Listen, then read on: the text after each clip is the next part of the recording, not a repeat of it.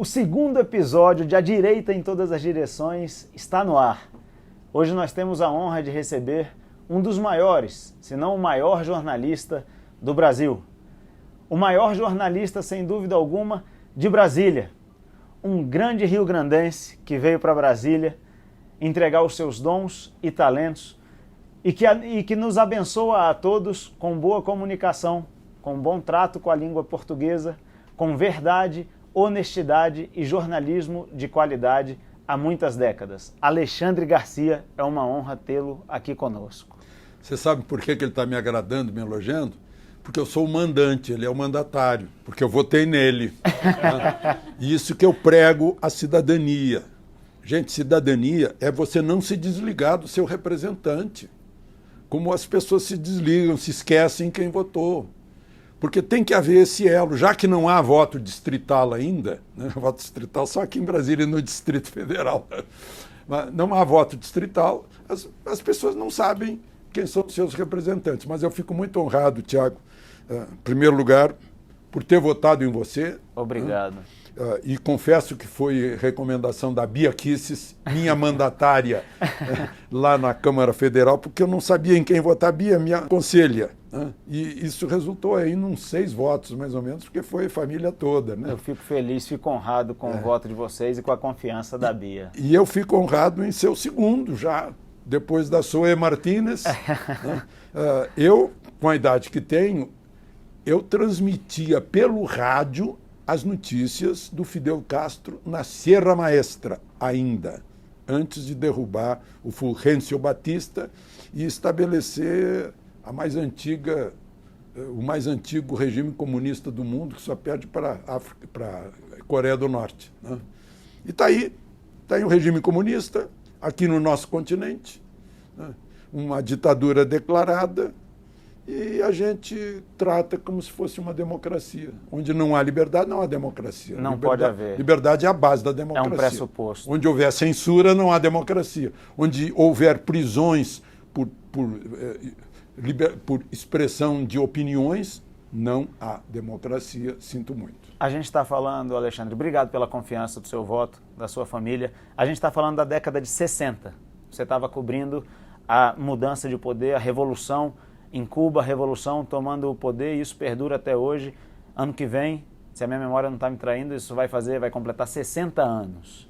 São 60 anos, pelo menos, portanto, de jornalismo sério, comprometido com a verdade.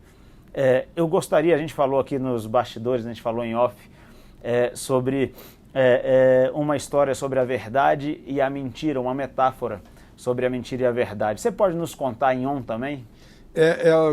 Quem lembrou disso foi o bispo Dom Adair de Formosa, numa homilia no Mosteiro de São Bento há 2 semanas. E eu já conhecia essa história, essa fábula judaica, mas ela está muito atual. E, infelizmente, ela está sempre atual. E eu vou dizer por quê daqui a pouco. A história é a seguinte: a verdade e a mentira caminhavam lá nas terras, na Terra Prometida, né? E a mentira encontrou um poço e avisou a verdade: olha, vamos nos banhar, essa água é cristalina, está tépida, está maravilhosa. A verdade achou, pô, a mentira está mentindo para mim. Foi lá, testou a água realmente estava muito boa.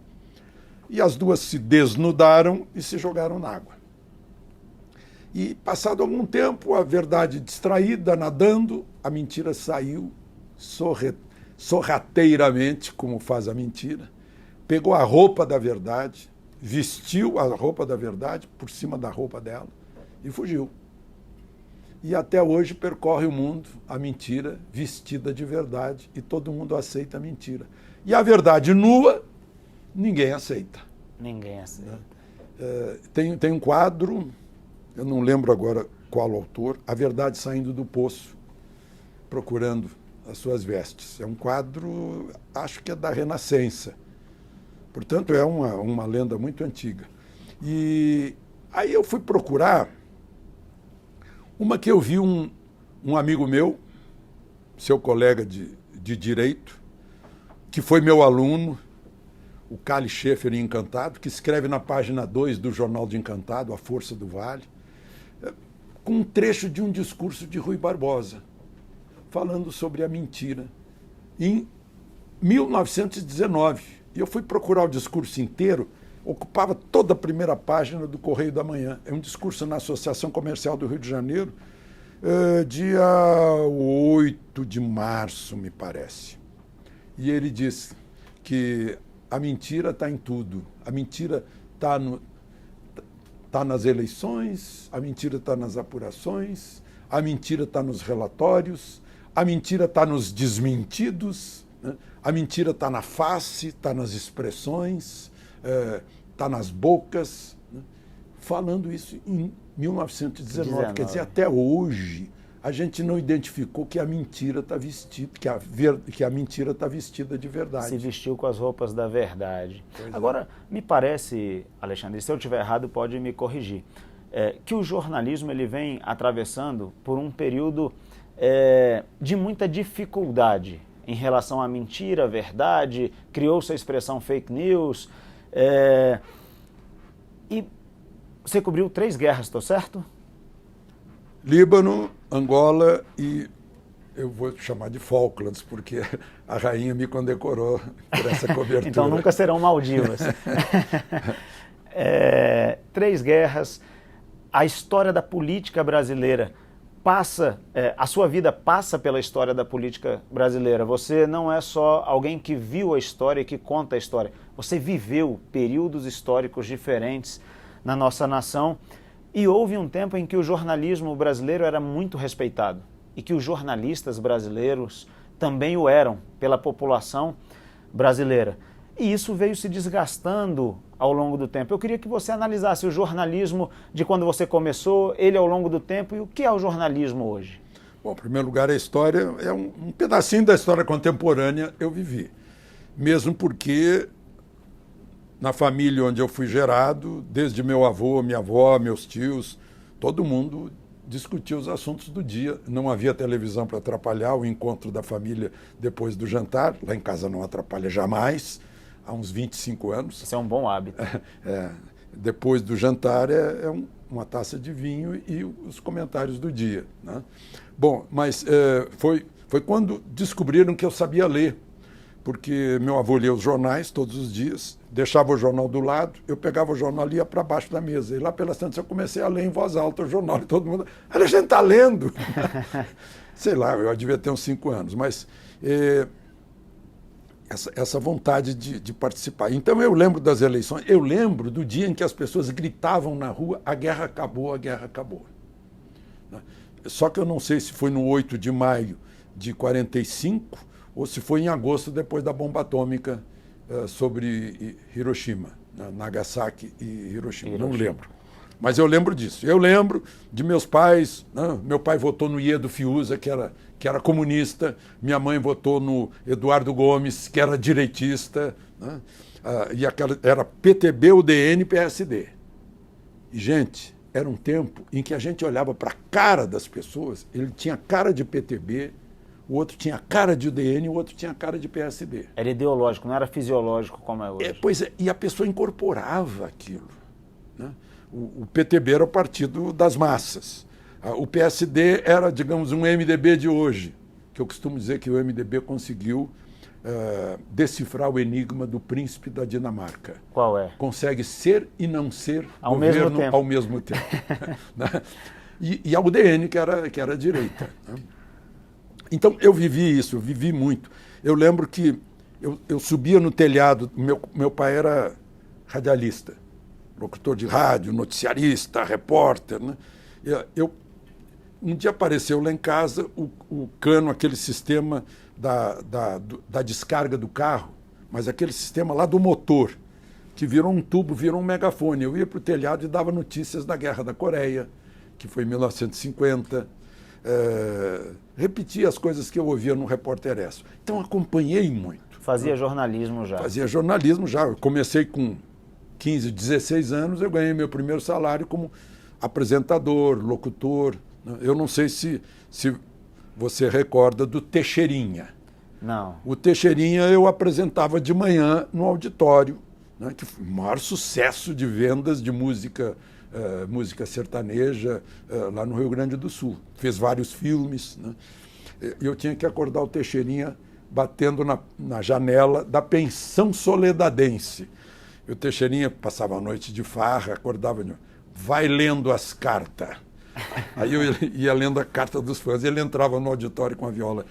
Mas só para dizer que eu acompanhei de perto isso tudo. E depois Agora, entrei... Alexandre, me perdoa, vou interrompê-lo. Ele começou com 15 anos. É por isso que eu estou tremendo aqui, igual uma vara verde. Naquele tempo, com 15 anos, as pessoas podiam trabalhar. Aliás, nas férias, aos 11 anos, 10, eu vendia sonho e pastel para a padaria Dil, em Estrela, e eles me pagavam 10% do que eu vendia. Né? E era nas férias. E as senhoras amigas da minha mãe, você ficou sabendo, Thalita, que o seu filho está vendendo doce na rua?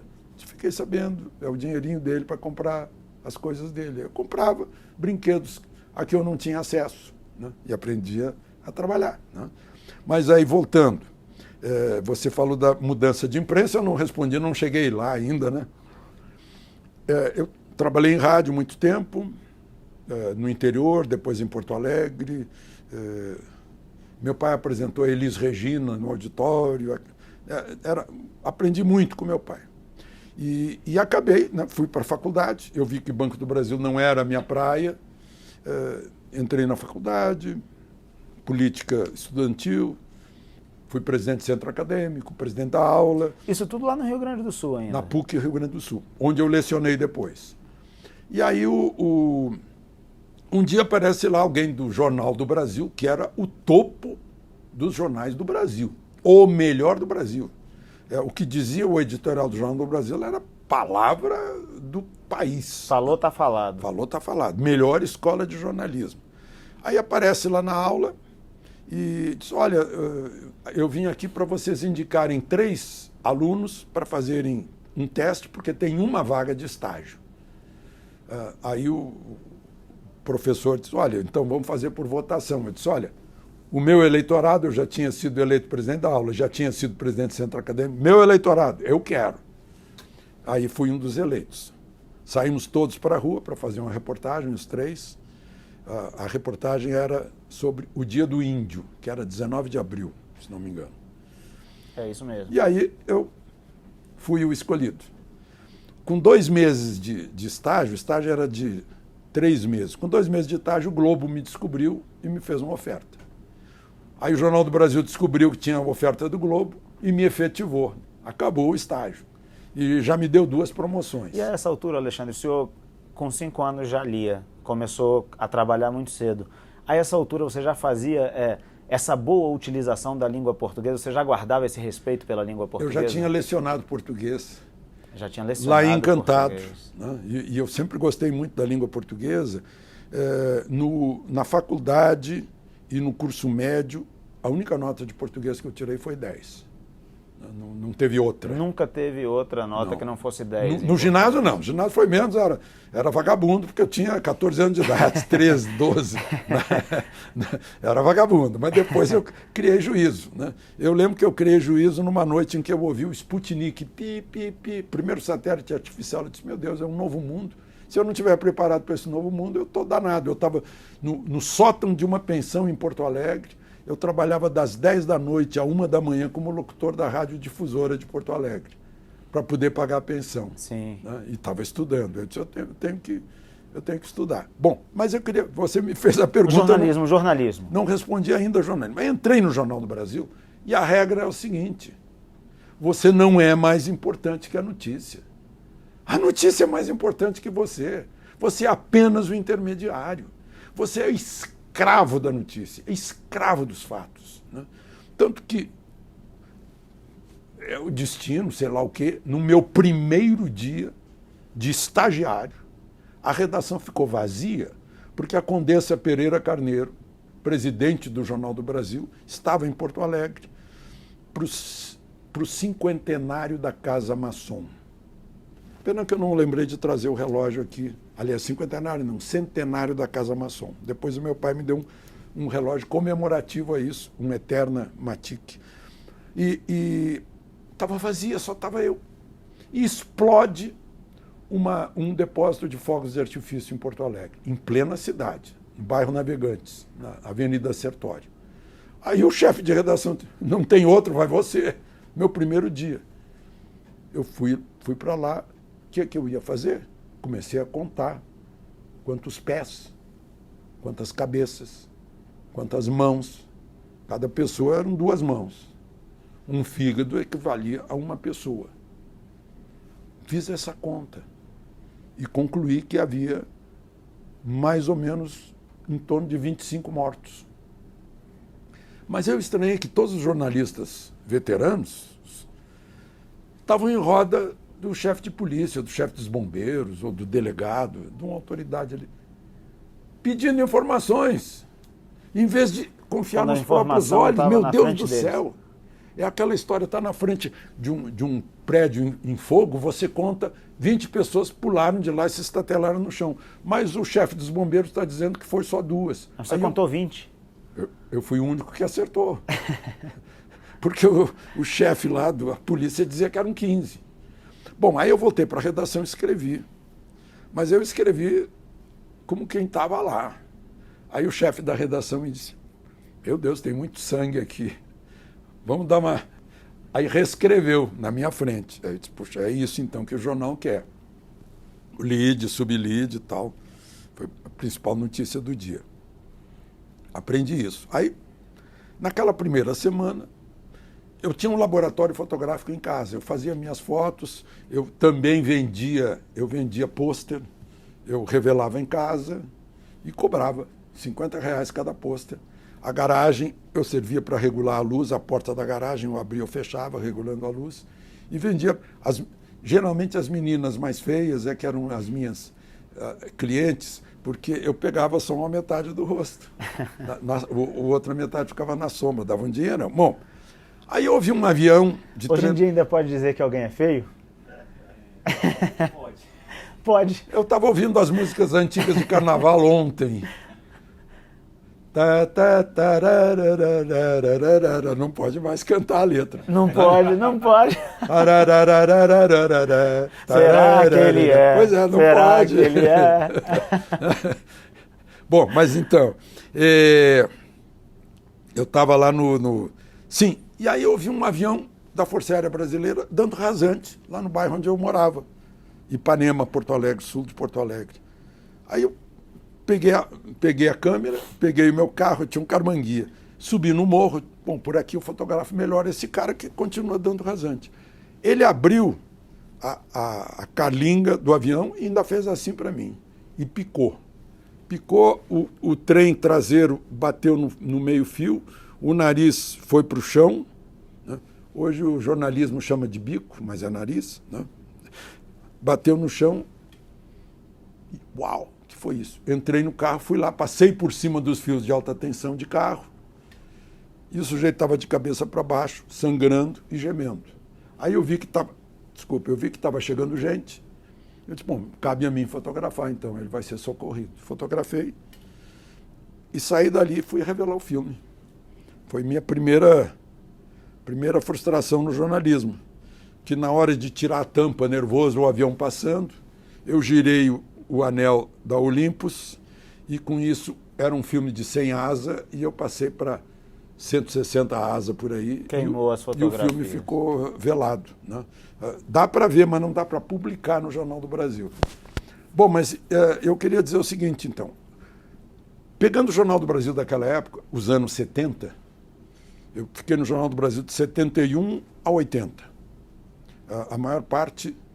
Eu estava um pouco em Porto Alegre, depois em Buenos Aires e Montevidéu, e depois em Brasília. Brasília eu vim em 76. Nesse período, né, eu aprendi que o repórter não é importante. Primeira vez que saiu matéria assinada por mim foi quando me mandaram, por falta de avião no Rio, tinha avião em Porto Alegre, me mandaram no mesmo dia em que o presidente Bordaberry fechou o Congresso, com a ajuda dos tanques do Exército, cobri, né? E foi a minha estreia no exterior. Eu tinha 2 anos de Jornal do Brasil e já estava no exterior, né? E depois eu conto um outro episódio sobre isso. Primeira vez saiu meu nome, meu Deus, saiu meu nome no Jornal do Brasil. A outra vez que eu fui sequestrado na Argentina pelos montoneiros, e eles me pediram para escrever uma matéria na primeira pessoa. Eu disse, é impossível, eu não consigo. Como é que eu vou escrever? Eu vi isso, eu vi aquilo. No jornal, não. Eu não apareço, não dava. Hoje em dia, o que acontece? O repórter vira o artista, principalmente por causa da televisão. Aí, quando eu era chefe, eu dizia para as moças que iam para a rodoviária e depois voltavam porque tinham dado 3 autógrafos e voltavam de narizinho em pé na redação e diziam, minha filha, você começa a levitar, depois a queda vai ser drástica. Não é por causa da televisão, não é pela sua cara, eles nem sabem seu nome. Né? Então, o repórter passou, opa, reportagem de fulano de tal, eu vi isso, se sente dono do fato. E aí embrulha o fato do modo como ele quiser. Apresenta o fato como ele acha que fato tem que ser. Esse é o problema de hoje. Você acha que isso faz parte do descrédito em que o jornalismo caiu? Essa é a origem do descrédito. Aí aumenta o descrédito, a gente vê que a mídia tradicional despenca. Você acha que a população consegue ver isso? Isso Claro está embrulhado? Que consegue, graças à mídia. As redes sociais. Graças às redes sociais, que agora tem outras fontes. Tem fontes mentirosas, tem boato. Sempre teve boato. Gente, estão chamando de fake news, sabe por quê? Para a gente pensar que é de agora. Exatamente. Aí daí em inglês. Sempre existiu. Fake news. Não. É da humanidade. É da humanidade. Gente, eu vi a capa da revista O Cruzeiro, que tirava 1 milhão de exemplares quase, com disco voador na Barra da Tijuca. Falsificado. E eles voltaram agora, hein? Os discos voadores voltaram. Agora, pois é. Né? Ficam dizendo aí que foi para levar uma ministra lá para o Washington. Agora, Alexandre, até fugiu, falou do disco voador. Então, a gente tem hoje isso tudo bem envelopado e as redes sociais nos deram acesso... O papel dourado, o papel vermelho. Vem na cor que olha, dos dois lados. Dos dois lados, perfeito. Eu não vou defender nenhum lado. Perfeito. Eu disse, meu Deus do céu, vão parar de mentir. E Sua Excelência, o fato ficou de escanteio. Pois é, eu digo, para de mentir, meu Deus do céu, qualquer lado. As pessoas me mandam, eu disse, não me manda mais mentira, tá achando que eu sou idiota? Agora, as redes sociais trouxeram a gente para um novo tempo em que todos têm acesso à fonte primária. Né? Então, sim. Eu não preciso mais de um jornalista profissional, por exemplo, para saber o que o presidente Bolsonaro falou. Pois é. Eu vou até ele diretamente e eu vejo o que ele falou. De alguém que estava lá na frente do Palácio Alvorada e gravou o que disse o presidente. É uma quebra de paradigma. O cara pode dizer besteira. Ontem eu vi um sujeito, coitado, entrevistando... era uma pessoa importante, que deu uma resposta importante, mas era... pessoa que não tinha a menor noção de jornalismo, mas obteve uma informação. Era aí que eu ia chegar, porque o jornalismo ele é imprescindível na qualidade que ele tem, daquilo que se quer extrair de quem está ali, de quem é o fato, né? Nesse caso, o entrevistado. E nesse sentido, eu como um espectador, eu percebo que muitas vezes, na maior parte, o jornalista ele não está lá para fazer perguntas, para perguntar para o entrevistado, para indagar o entrevistado.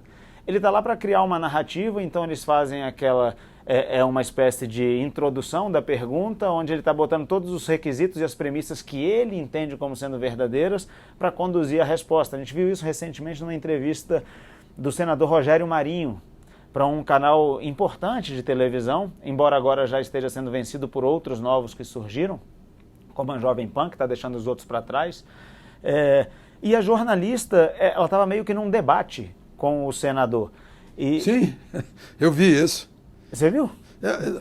Meu Deus, no meu tempo de televisão, isso era vedado pela chefia. Olha, nós não estamos aqui para bater boca com o entrevistado, nem para tratar mal o entrevistado. O entrevistado está cedendo o tempo dele e está contribuindo para nos dar audiência, né? A audiência é o entrevistado. Porque tem entrevistado que cobra. Eu não estou cobrando nada. Não mesmo. Aliás, aceitou de pronto o convite. Pois é. Agora, é incrível isso. Agora, isso não é de agora. Deixa eu contar um episódio aqui de Brasília. Conte. Governo Figueiredo. Eu, TV Manchete, cobrindo parada do 7 de setembro no eixo rodoviário sul. Eu contei a multidão como se deve contar. Como é que a gente conta a multidão? De um poste ao outro tinha, digamos, 800 pessoas. Bom, tem essa mesma densidade por 10 postes, portanto, eu já tenho aí 8.000 pessoas. Agora lá diminuiu. Agora é 400. Tá. Vai somando. Pô, tá com... tá com umas 60.000 pessoas aqui no eixo rodoviário. Né? Anotei. Aí eu olho para os coleguinhas, tá todo mundo, parece jogador de futebol combinando a jogada, e estavam combinando realmente. Eu cheguei na rodinha para ouvir o que estavam falando. Aí disse assim, e aí, quanto é que a gente vai botar de público? Vamos botar 24.000. Pô, que 24.000? Vão dar essa colher de chá para os milicos que prenderam o padre italiano, padre Vitor Miracapillo, fez uma homilia dizendo que o Brasil não é independente, né? E baixando o cacete no Brasil. Só que descobriram que ele estava aqui com visto de turista. Aí disse, cortaram o visto de turista, volta para a Itália. Porque você não pode ficar dando palpite aqui. Bom, e aí disseram isso, pô, vamos dar essa colher de chá. Aí o outro disse, então vamos botar 24.000. Não, 24.000 é muito. Não, então vamos botar 12.000. Não, 12.000 é pouco. Aí todo mundo combinou botar 17.000. Aí no dia seguinte, todo mundo noticiou 17.000. Menos o mentiroso aqui que botou 60.000, o único que contou. Mas passou por mentiroso porque os outros deram 17.000. Estava defendendo o regime. É assim que se faz. Outra coisa, eu quando cobria, por exemplo, África do Sul, né? Aí está lá uma manifestação com 50 pessoas. O sujeito fecha a câmera e mostra só 50 pessoas. Diz, multidões se reúnem contra o governo do fulano de tal, né, contra o Bota, na época. Lá na frente do Palácio La Moneda, lá em Santiago do Chile. Né, o povo chileno contra Pinochet. Tinha 35 pessoas, mas fechou ali. Sim. Então, abre a câmera para mostrar. Né? A gente não faz. Então, até o vídeo pode ser traidor. Sim, sempre. Enfim, é um período difícil, o boato sempre existiu. Então, eu digo que as pessoas têm que receber a notícia, não com um pé atrás, com os 4 pés atrás. Com os 4. Que tem que tomar todo cuidado se não quiser ser enganado. Né? E verificar, puxa, será que é verdade mesmo? Será que é verdade mesmo que o ministro Lewandowski foi numa reunião do MST? Puxa, eu vou dar uma conferida, porque eu acho não é possível, isso é inacreditável. Não é possível, né? Eu vou conferir. Assim como no dia do julgamento de Dilma. Não, é inacreditável. Como é que passou por cima do parágrafo único do artigo 52? Não é possível. Como é que pode condenar um presidente e não punir? Né? Como que pode? Como que pode? Eu não sei como pode. Aliás, até hoje eu não sei como. Tem algumas coisas sobre a nossa Constituição que estão acontecendo que, para quem conhece um pouquinho só, é inacreditável. Então, essa é uma delas. No processo de impeachment da ex-presidente Dilma, fatiou-se o procedimento para que ela fosse empichada, fosse retirada do cargo, mas que não fosse punida. De que jeito, se a Constituição não permitia? Foram 2 votações na Câmara e 2 no Senado para fazer uma emenda constitucional? Não. Pois é. Aliás, mais uma coisinha de língua e de comunicação. Por que os constituintes escreveram maioria de 3/5 e não 60%? Por quê? Porque 60% todo mundo entende. Mas 3/5? 3/5 é só para iniciados que entendem de fração. Não, a Constituição é só nossa. Não é cidadã, como acha o doutor Não Ulisses. é cidadã. Aliás, há um livro escrito chamado A Constituição contra o Brasil, em que se aponta de que forma a nossa Constituição e muito atrapalha o nosso desenvolvimento. Mas não vou discutir se atrapalha ou não atrapalha. O artigo 13 da nossa Constituição diz que a nossa língua oficial é a língua portuguesa. Eu queria perguntar para você, linguagem neutra? Pois o Supremo derrubou a proibição de Rondônia, de uma lei estadual para documentos oficiais e escolas públicas. Derrubou. Não precisava, porque a Constituição já derruba, já proíbe, já impede, já veda, porque a língua portuguesa não tem gênero neutro. Não existe. A língua inglesa tem it. E ainda assim chama um navio de she na língua inglesa. né? A língua portuguesa não tem esse gênero neutro. Ou é gênero masculino ou é gênero feminino. Nem a língua portuguesa, nem a natureza. Agora, há substantivos comuns de 2 gêneros. Presidente. Presidente. Claro. Não existe presidenta. Pois é. Agora... Será que nós vamos acabar... Tem o presidente, mas também tem o presidento, que é um machão lá do sul.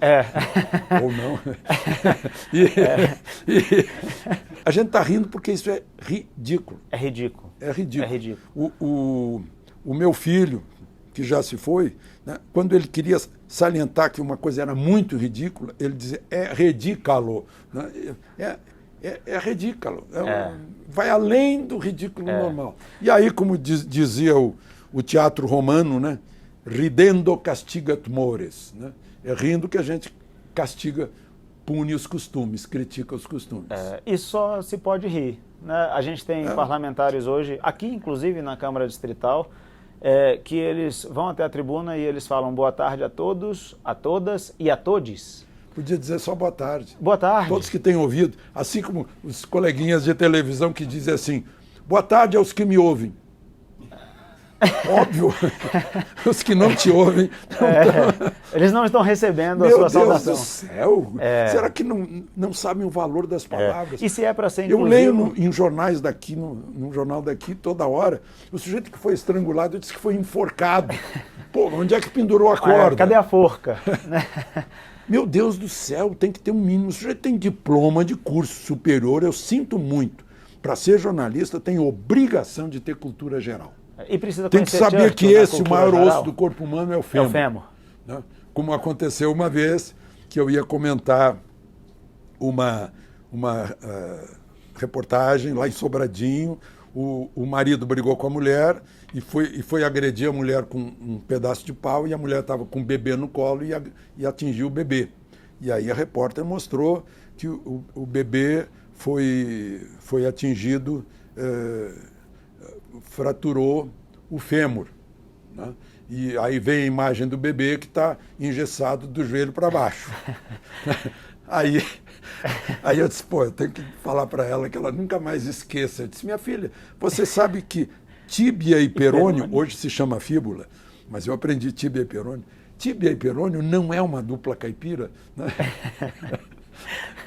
O maior osso do corpo humano, não sabe onde está. Né? Não pode. O outro sujeito lá, o Pareja, não sei se lembram do Pareja, que era um condenado que fugiu da prisão de Goiânia e desapareceu e finalmente foi preso lá em Uruguaiana. Né? Aí o repórter disse que ele foi preso, estava pescando nas margens. Eu disse, opa, Colosso de Rhodes, um pé em cada margem. Você está pescando nas margens, né, do Rio Paraguai. Eu disse, opa, bateu um meteoro na Terra. E mudou o Rio Uruguai, trocou com o Paraguai. Gente, isso um jornalista não pode cometer. Um colega do Jornal do Brasil, certa vez caiu um avião peruano lá no Rio Grande do Sul, o piloto se lançou, né, e quando caiu no chão bateu com a cabeça numa pedra e morreu. E ele contou de lá que o piloto foi ejaculado do avião. Aí eu respondi para ele, então ele está... Né? Queria dizer ejetado, né? O meu colega, ele queria dizer que era muito eclético, e disse, olha, eu sou muito volátil. Eu disse, feche as janelas, né, da redação. Gente... ele foi ejetado do avião.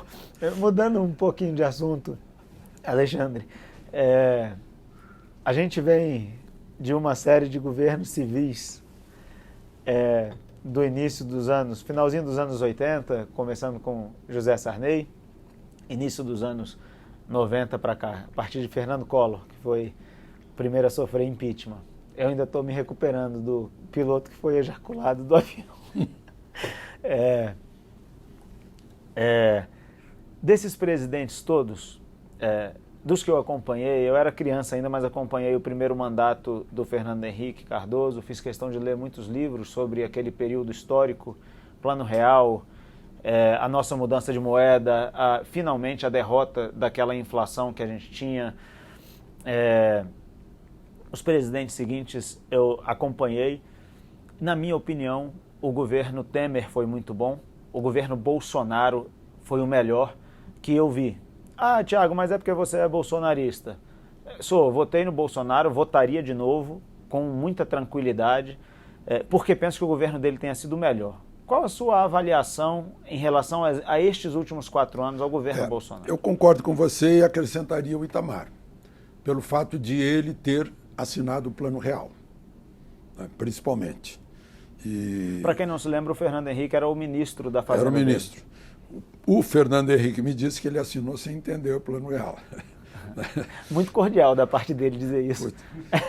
Mas, na verdade, ele foi o presidente que, eu não vou dizer que foi o que mais confiou confidências, pode ser pleonasmo isso, né?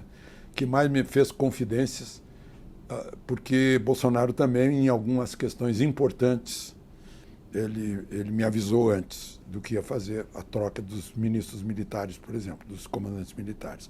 Mas Itamar Franco sempre me avisava quando ia tirar um ministro. E já me dizia, aí o Zé Aparecido me ligava e disse, olha, Itamar disse que está liberado, pode divulgar, eu não sei o que é, mas pode divulgar. Eu disse, olha, o presidente Itamar demitiu o ministro tal e nomeou fulano de tal no lugar dele. Ele já me deixava pronto. E foi quem me passou o furo do real. E ele realmente, ele me ligou 7h15 da noite para dizer, olha, eu tenho aí um novo plano real tal. Eu disse, presidente, mais um. Não, mas espera aí que é um negócio, é uma tal de unidade URV. URV, é uma tal de Unidade URV. Real de Valor. Ele me disse, é uma tal de URV que eu não entendi bem, mas espera aí que o Fernando vai te explicar. Aí Fernando Henrique me explicou, eu fui pro quadro negro da Católica, que funcionava do lado da Globo, e entrei no Jornal Nacional explicando o que era isso. Mas, enfim, ele teve coragem de fazer. Legal. Que humildade do presidente falar dessa forma, né? Foi me disse isso. Eu não entendi, não, mas o meu ministro vai explicar. Ele tinha humildade. Né? Tinha. Argrives várias vezes me ligava e dizia, o presidente quer falar contigo, eu nem sei o que é. E ele não tinha nem falado com o ministro, falava para mim. Né? Assim como o presidente Bolsonaro tinha essa confiança. E esse teve a coragem de fazer mudanças nesse país necessárias, representando, segundo o resultado da eleição, representando metade do país. Porque esses 37 milhões que não participaram, eu considero esses como gente fora do país. Eles não participam do país. 37 milhões que ou votaram nulo, ou votaram em branco, ou não foram votar. Sinto muito, a menos que tenha tido algum problema grave. Eles não participam mais das decisões desse país, nem podem dar palpite, nem fazer crítica, nem elogio. Não participaram. 37 milhões de brasileiros. Então, considerando o resultado da eleição, o país está dividido. E, em nome de metade do país, Bolsonaro agiu em nome dessa metade que estava dormida, como uma brasa dormida que recebeu oxigênio do bolsonarismo, de um líder que apareceu. De um líder patriota, decente, e acordou honrado, as pessoas verdadeiro, para o patriotismo, para o amor à pátria, para a decência, para o respeito à lei e, sobretudo, para as liberdades. Não há democracia sem liberdade. Não existe. Não há democracia com censura. Não há democracia com prisões sem o devido processo legal. O senhor tocou sem o Ministério Público. O senhor toca num ponto que é muito caro para o povo brasileiro. As nossas liberdades. Hoje a gente tem não só empresas de telecomunicação e de comunicação sendo censuradas, mas nós temos também pessoas comuns e parlamentares sendo censurados em suas redes sociais. A nossa liberdade de falar vem sendo tolhida. A despeito do artigo 53 da Constituição. Que garante a eles a imunidade parlamentar. Claro. Nós tivemos um parlamentar preso, aliás, foi preso agora, de novo, Sim. Pelo que falou. E não obstante, eu discordo da forma que foi dito. Ele pode falar. Não, eu discordo também do estilo dele, discordo do estilo de muitas pessoas que estão aí falando coisas grosseiras, vulgares, em desrespeito a quem está ouvindo. Né? Outro dia me perguntaram o que você acha do Olavo de Carvalho. Eu disse, o meu Olavo é o Bilac. Né? Por quê? Porque o Olavo de Carvalho, lá pelas tantas, começou a usar termos vulgares, chulos. Aí desrespeito, inclusive desrespeito com o general Vilas Boas, que me tocou muito. No dia que ele desrespeitou uma pessoa que está na cadeira de rodas sem voz, literalmente sem voz. Né? Sem chance de reagir. Mas também não quero falar mais sobre o Olavo, porque ele já se foi. Né? Agora, e tem uma grande obra, sem dúvida. Tem uma grande obra e fez parte, eu acho, desse processo de mudança no Brasil, de transformação que a gente está vivendo. Agora, essa censura que está havendo e que acaba nos afetando a todos, a gente pensa nas palavras que pode usar, nas que não pode usar. Impôs o medo. Impôs o medo. E sem medo não há liberdade. E com medo não há liberdade. Né? Com medo... E a gente vive um cenário dos mais tenebrosos. Rui Barbosa dizia que a pior ditadura que pode se viver é a ditadura do Poder Judiciário. Pois é, aí na minha mania de pesquisar, eu não achei... Rui Barbosa está dizendo isso? Não achei onde, quando... Rui Barbosa falou isso. Em que lugar... Então isso foi atribuído a ele? Foi atribuído a ele, como a história do mentir, algo ficará atribuído ao Voltaire, também a gente não sabe. Que não sabe se foi ou não foi. Alguém falou. Pois é. Alguém falou que a pior ditadura que se pode viver é a ditadura do Poder Judiciário. Você acha que a gente está caminhando para isso? Se alguém que nos ouve encontrar o local, por favor, me avise onde Bolsonaro disse isso, que talvez alguém pesquise. O Rui Barbosa. Do Rui Barbosa. Como é que o senhor enxerga esse momento? A gente já vive um momento como esse? A gente está caminhando para isso? Esse processo é reversível, não é? É reversível pelo Congresso Nacional, que é o primeiro poder que está na Constituição. Quem me chamou a atenção disso, meu querido amigo Marco Aurélio Mello. Olhe a Constituição, o primeiro poder citado. Ministro Marco Aurélio, que inclusive tem dado declarações públicas sobre isso. É o poder legislativo que está em primeiro lugar, que tem que resolver. É o que eu tenho dito desde sempre. Eu digo, a solução não é Forças Armadas, gente, a solução é Senado Federal. Senado Federal, mas parece que estão gostando de como está, porque 49 senadores votaram na permanência do status quo. Sim. Né? Então, a solução é legislativa. A solução não está boa a Constituição, mudem a Constituição. Não está bom o Supremo, cabe ao Senado. O Supremo não está abaixo do Conselho Nacional de Justiça, mas o Senado tem. O Senado que foi quem aprovou o Supremo, portanto o Senado é que desaprova também. É a prerrogativa do Senado. É prerrogativa do Senado. Agora, se o Senado se omite... É prerrogativa constitucional, né? Senado passivo, Judiciário ativo. E Montesquieu, coitado, fica esperando os pesos e contrapesos funcionando, né? do ajuste entre os três poderes, sem interferência naquilo que é de solução interna dos poderes, não tem que se meter. Né? Como disse Fux no discurso de posse na presidência do Supremo, né? Essas questões internas do Congresso têm que ser resolvidas no plenário próprio, que é o plenário político, legislativo, Perfeito. E não no plenário jurídico. Uma coisa que me incomoda muito, Alexandre, é que muitas vezes é o próprio poder legislativo que provoca o judiciário para resolver as suas questões internas. E isso foi abrindo ensanchas, como diz um amigo meu. Dizer o poder legislativo é generalizar. São pequenos partidos que não têm voto. Perfeito. Pronto. Tem um partido que tem só um senador. E esse senador... E é esse senador que vai lá toda hora. Perfeito. Né? E por acaso esse senador faz parte da liderança do governo, fez parte da coordenação da campanha eleitoral, né? Então, e está recorrendo ao Supremo toda hora, como a dizer, o meu poder não funciona, então eu recorro ao Supremo. Quando faça um projeto de lei, altere a Constituição, proponha. Isso é democracia. É democracia. Não é o ad hominem. Não é, vou pedir para uma pessoa que arbitrariamente decida por uma liminar. Depois o plenário, por questão de corporativismo, né? Vai lá e... Não, mas a gente não vai negar, afinal, ele já proibiu a polícia de entrar no Morro Carioca, então vamos aprovar isso aqui. E aí tem um aspecto de estudo que eu acredito que seja muito relevante, que são os votos divergentes. Porque os votos divergentes, porque hoje o que é unanimidade, votado à unanimidade pela nossa Corte Suprema, as pessoas hoje têm medo de se contrapor ao que foi votado por unanimidade, porque não se sabe o que pode acontecer com quem discorda das decisões. E o voto divergente, eu vou dar um exemplo. O afastamento do governador aqui do Distrito Federal, Ibanez, quando ele foi a plenário, ele teve 2 votos divergentes, do Cássio Nunes Marques e do André Mendonça.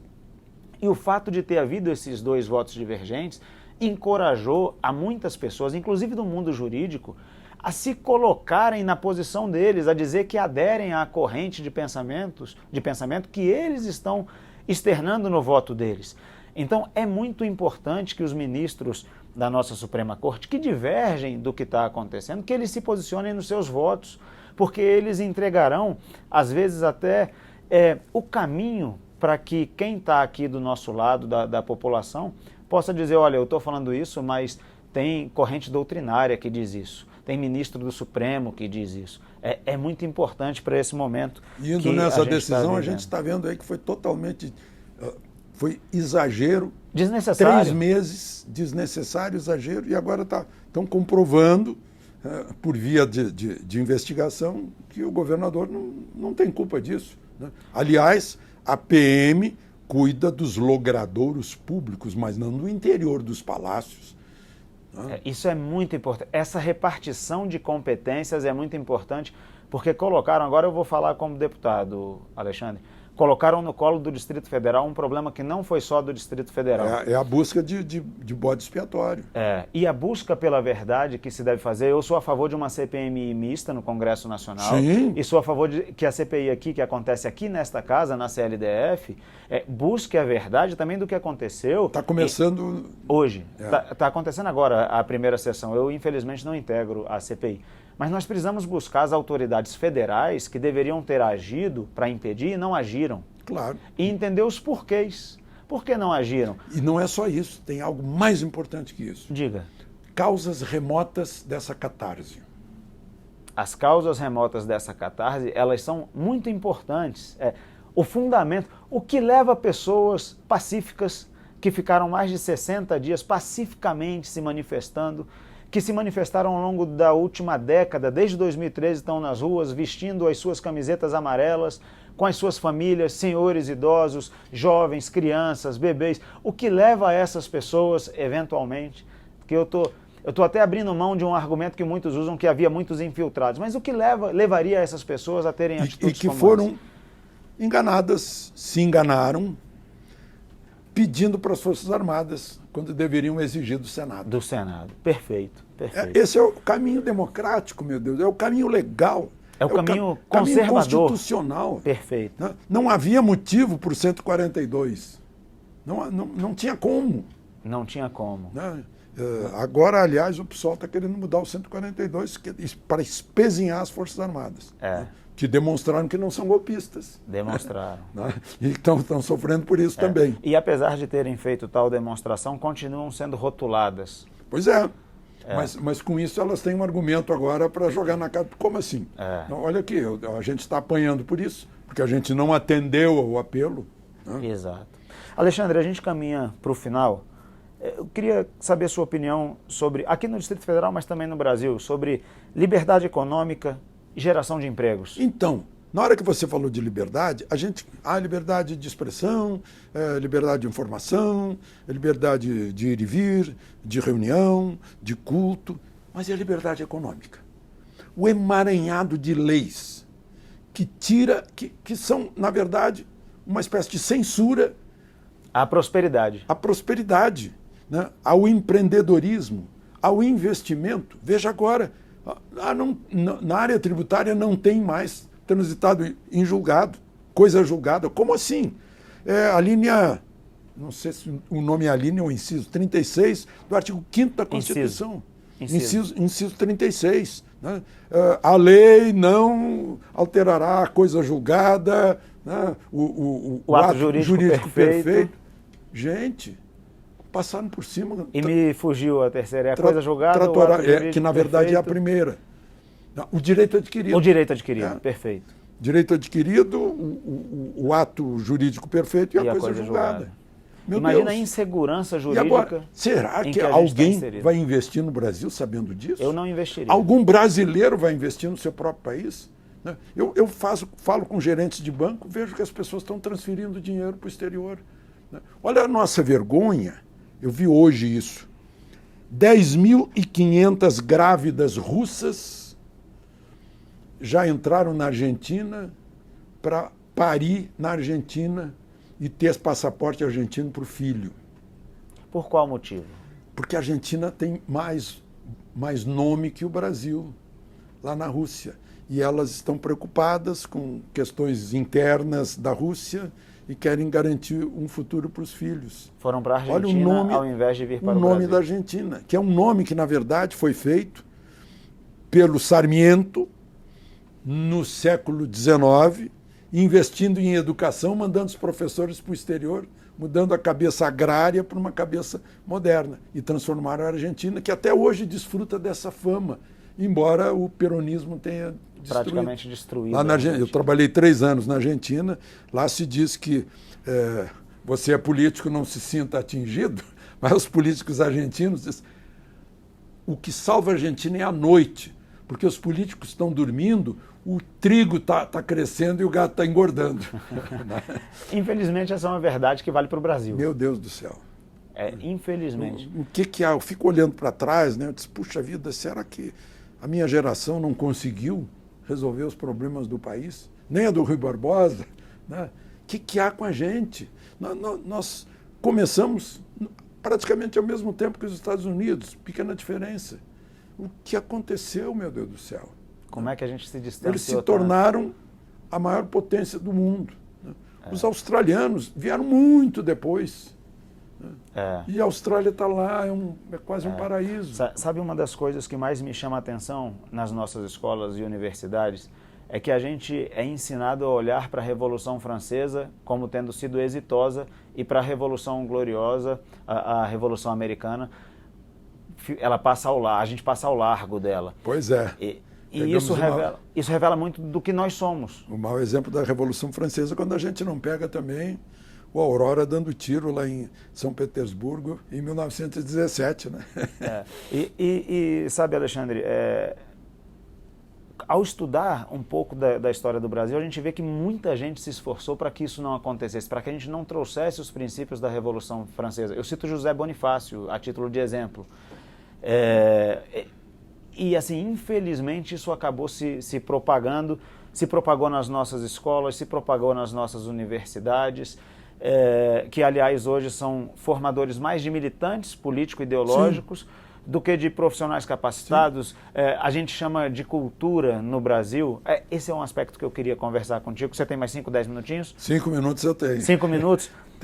Cultura. A gente chama de cultura hoje, por exemplo, músicas que desprezam a imagem das nossas mulheres, transformam-nas em objetos. Isso não é cultura, isso é show. Isso é show, não é cultura, é o que brota. É o que brota e brota das raízes do país. Cultura é raiz. Estão confundindo aí, essa Lei Rouanet ajuda a confundir. Estão ajudando pessoas que não precisam de ajuda. Essa moça aí, essa artista que recebeu 5 milhões, mostrando uma das casas dela, meu Deus do céu, uma casa de 20 milhões, sei lá. Né? Precisa de 5 milhões do dinheiro dos que pagam imposto. Para fazer um evento? E o imposto que eu pago, o imposto que você paga, proporcionalmente é mais leve que o imposto que o sujeito que ganha salário mínimo paga, porque é mais pesado na renda dele. Sim. E ele paga o imposto embutido em tudo que compra para consumo. Comer. Exatamente. Né? Então isso é muito, muito cruel. Né? Porque o que é Lei Rouanet devia ajudar a descoberta do menino violinista lá no interior do Nordeste, que pode ser uma grande estrela do violino, de um grupo de balé que está se desenvolvendo lá em Santa Catarina, no Vale do Itajaí, né? Da reforma de um teatro histórico lá do Rio Grande do Norte. Vinculado a isso, Alexandre, homeschooling, sua opinião? É a fuga, é a defesa própria, a autodefesa de uma família, da influência, da má influência de professores militantes que torcem as cabecinhas. Eu conheço casos em que as crianças da casa que estão sendo educadas em casa estão brilhantes. Eu vi uma menina já declamando e entendendo latim. Né? O pai é professor de psicologia, né? A mãe está lá, dedicada também ao trabalho e à criança.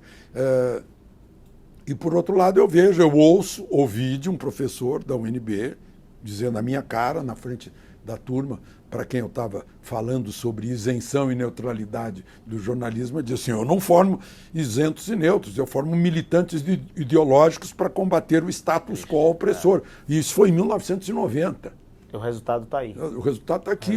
Aqueles hoje são chefes que estão sendo militantes, que eles querem fazer a revolução que não deu certo. Não deu certo. A Revolução de 1917 não deu certo. Teve mais de 70 anos com poderes divinos, isto é, poderes de vida ou morte sobre as pessoas, e não funcionou, não deu certo. Então, isso não dá certo. Não deu certo na Venezuela, não dá certo na Nicarágua, não deu certo em Cuba, não dá certo. Não funciona, adianta. Simplesmente não funciona. Por quê? Porque exige que o regime seja totalitário, exige tirar a liberdade das pessoas, exige que o Estado mande nas pessoas, que o Estado seja mais importante que o indivíduo. Não é, meu Deus do céu. Nunca vai ser. Querem eliminar o indivíduo, Nunca vai fazer ser. o coletivo, meu Deus do céu. E estão criando aqui, eu já vi isso, no tempo do regime militar a gente chamava de dedo duro. Estão criando aqui denuncismo.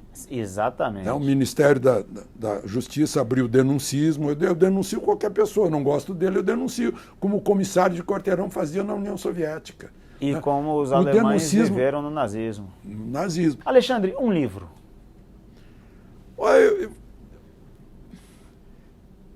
É sempre o livro que eu estou lendo. Eu estou lendo agora o 1961, que fala da renúncia do Jânio Quadros, porque eu acompanhei. Legal. Então eu quero saber se o livro está sendo fiel. Legal. Né? Mas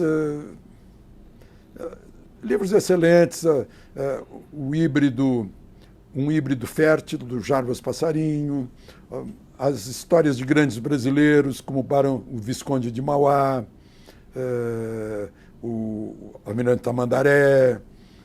Tarcísio fez as ferrovias que o Visconde de Mauá falava 200 anos atrás. E ontem eu citei um trecho do livro em que a Marinha Americana entrou na foz do Amazonas e fizeram um parecer de que a bacia do Amazonas é continuação da bacia do Mississippi, por causa dos ventos. Portanto, é do maior interesse da economia americana dominar a bacia do Amazonas. Aí o Mauá imediatamente viu aquilo, falou com o imperador, eu preciso fazer uma companhia de navegação para a gente assumir a Amazônia. Gente, o Brasil só é nosso quando nós pomos o pé sobre o Brasil. Perfeito. Não adianta essa história, não, deixa para lá. Não. Então, quando eu vi aquela história oferecendo a Amazônia para controle global do meio ambiente... É o fim da picada. E para pesquisa, a pesquisa universal... Gente, a pesquisa na Amazônia só por autorização do Congresso, pesquisa é lá, é tudo que eles querem é pesquisa. Aí eu contei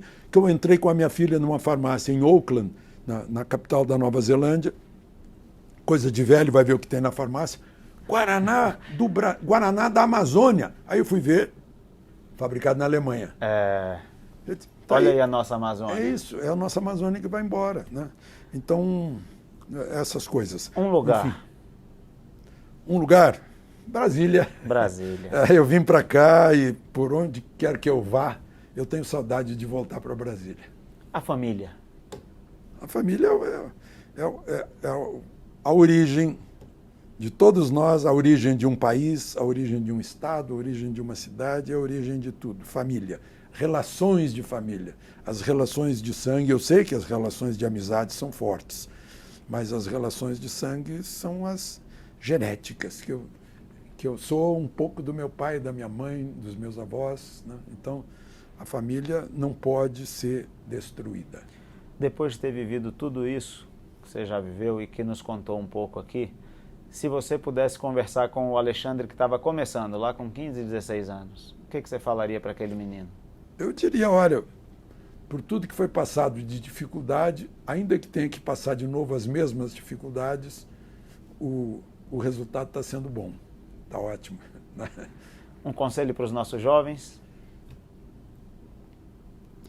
Pensem com a própria cabeça e não com a cabeça dos outros. Né?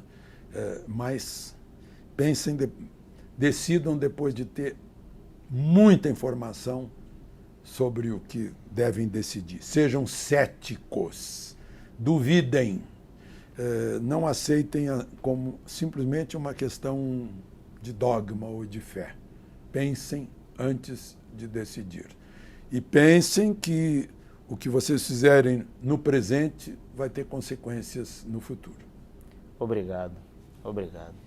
Senhoras e senhores, eu tive a honra de entrevistar o maior ícone do jornalismo do Brasil, vivo e em atividade.